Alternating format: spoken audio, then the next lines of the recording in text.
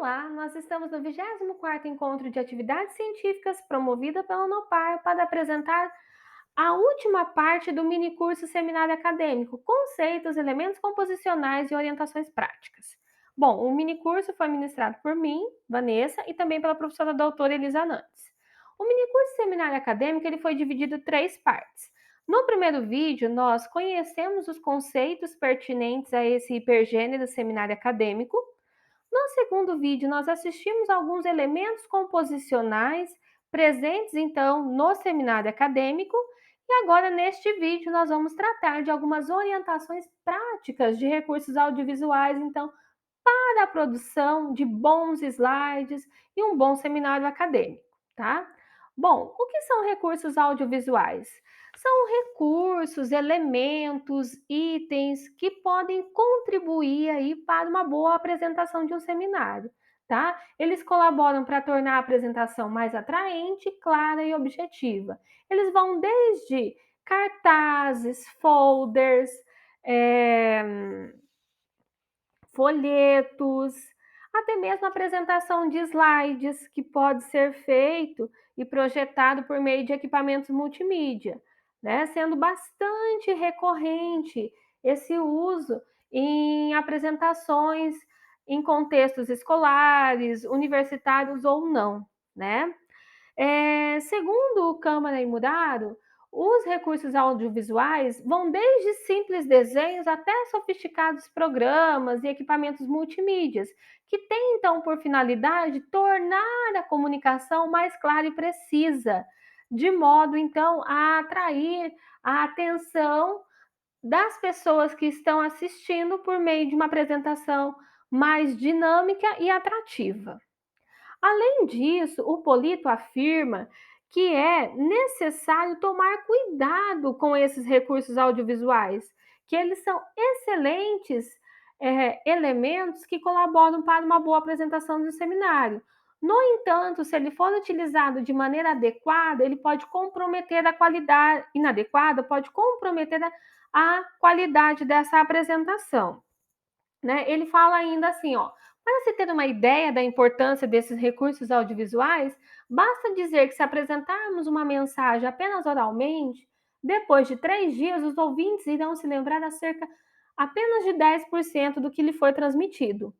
Entretanto, né, se essa mensagem for apresentada com o auxílio de um visual, depois desse mesmo tempo, eles se lembrarão de 65% do que foi lhes comunicado. Então, por isso que é importante, né, se preocupar com a produção desses recursos audiovisuais, porque eles colaboram até mesmo na memorização do que foi explanado aí pelos seminaristas, né? Então, por isso que ele fica mais tempo na memória. Além disso, né, para o Polito, ele fala que na produção dos slides é preciso atender então a 3 objetivos essenciais. O primeiro deles é destacar as informações importantes, as informações relevantes, aquelas que são essenciais para que os participantes entendam do que está sendo tratado.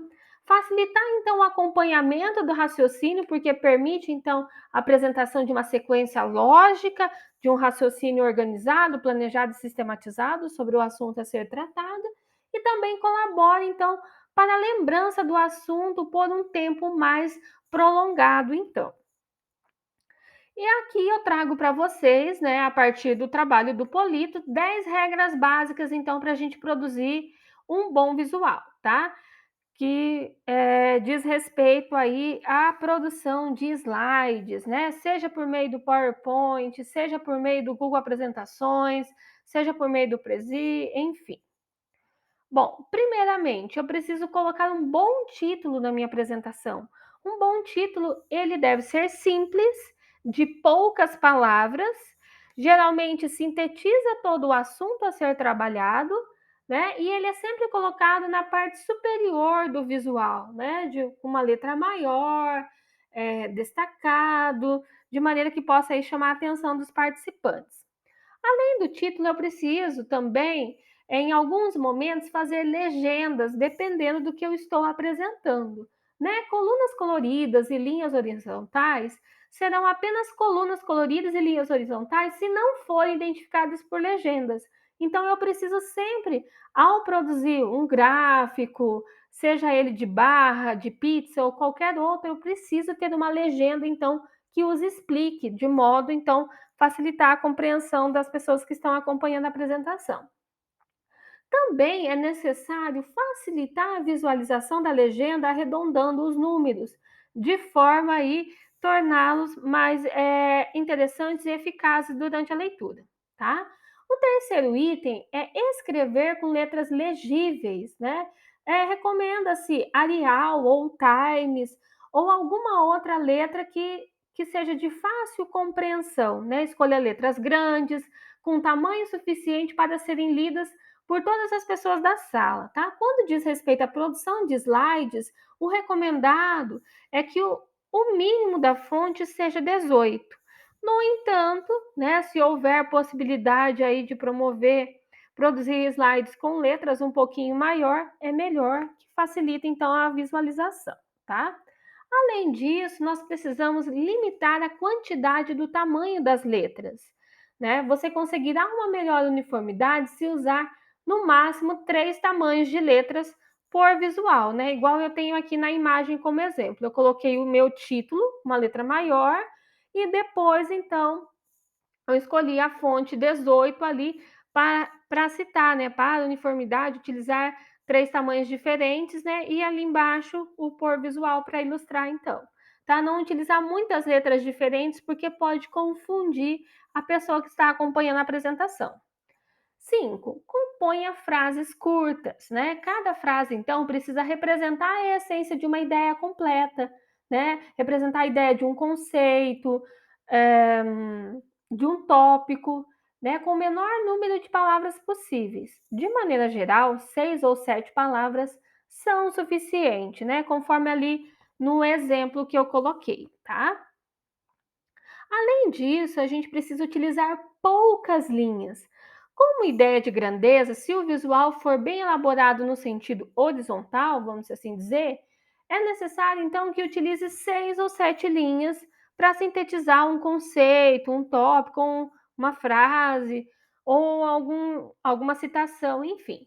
Se for no sentido vertical, pode chegar até a 8 ou 9 linhas, tá? Nesse sentido, sempre procurar sintetizar as ideias, resumir, né, com frases curtas, com tópicos, mas que também fique de maneira clara e compreensível por todos que estão acompanhando a apresentação. Se eu tenho, por exemplo, uma citação que ela tem mais de 6 ou 7 linhas, eu posso dividir, né, por exemplo, em 2 partes, né? Coloco 3 linhas na primeira parte, dou um espaço e depois eu coloco a continuação da citação para ficar de modo ali agradável e facilitar a leitura, não ficar informações amontoadas e não dar aquela sensação do slide pesado. Além disso, eu posso utilizar cores, né? Mas, no entanto, né, use, mas não abuse, né? Porque usar cores contrastantes pode destacar bem as informações, a não ser que seja muito necessário usar um número maior, né? Aí a gente tem que estabelecer um limite de cores por visual, igual no exemplo que eu coloquei ali, né? Se eu for utilizar as cores, por exemplo, o meu fundo é laranjado, né? Então eu tenho que usar cores preto, azul, né? Ou um cinza forte, de modo que as pessoas que vão ler consigam acompanhar a leitura, consigam visualizar a letra, né? Vocês viram ali que eu coloquei no meio um laranjadinho apagado. Isso dificulta a leitura e a visualização dos participantes. Por isso que a gente coloca esse contraste de cores para facilitar a visualização e também por slide limitar aí 3 ou 4 cores no máximo. Além disso, eu preciso usar apenas uma ideia para cada visual, uma ideia para cada lâmina, para cada slide, tá? Identifique a ideia central da mensagem e restrinja-se a ela nesse visual, tá? O nono elemento, então, utilize apenas uma ilustração em cada um dos visuais, tá? Em cada um dos slides. A ilustração ajuda muito a tornar clara a mensagem, facilita a memorização, a compreensão por parte dos ouvintes, né? Às vezes não precisa nem de texto, uma única ilustração, uma única imagem é suficiente para transmitir a mensagem. tomar cuidado para não carregar o slide também de muitas imagens que pode confundir os participantes e também fazer com que eles percam o foco da apresentação. E por fim, né, retirar tudo então que prejudica a compreensão dessa mensagem, deixar nesse visual aquilo que realmente facilita a compreensão da mensagem, tá? Aquilo que é essencial, aquilo que é mais importante. O resto que for em excesso, retire e que você pode explicar aí as informações por meio da fala, tá? Aqui nós temos algumas sugestões, né, de sites que podem ajudar na produção dos slides, como por exemplo o Canva, né? Além de fazer slides, ele permite logo após a apresentação a criação de vídeos animados, vídeos interativos. Nós temos o Slide Go, que ele já vem com diversos templates de slides prontos para vocês utilizarem nas apresentações, inclusive este que eu utilizei no mini curso com vocês é direto do Slide Go, então ele é bem prático, fácil, slides bastante coloridos, que tornam e facilitam aí o nosso trabalho na elaboração de uma apresentação de seminário. E nós temos também o Prezi, né, que também pode ser utilizado na elaboração de slides, tá? Na apresentação de um seminário.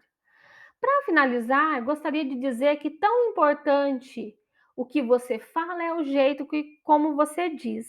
Então, ou seja, nós só vamos conseguir produzir bons seminários, fazer boas apresentações, se a maneira como a gente fala, a maneira como a gente transmite essa mensagem é uma maneira adequada e que permita a todos aí uma boa compreensão, né? Pelo grito, é, pela falta de educação, de gentileza, talvez a gente não consiga nada, tá? Então, sempre a maneira como a gente diz as coisas é que tem impacto e que tem importância na vida de todos, tá? Nós esperamos, então, que esse mini curso colabore para que vocês possam produzir aí seminários acadêmicos com sucesso e qualidade, é, e também que possam aí estudar acerca desse gênero, desse hipergênero que é tão importante na esfera e na área acadêmica, que é aí utilizado em todos os cursos, tá? Aqui estão alguns dos referenciais que nós utilizamos para a proposição, então, desse mini curso, tá? Agradeço a atenção de todos e deixo aqui o nosso contato caso alguém tenha alguma dúvida. Muito obrigada pela atenção e até a próxima.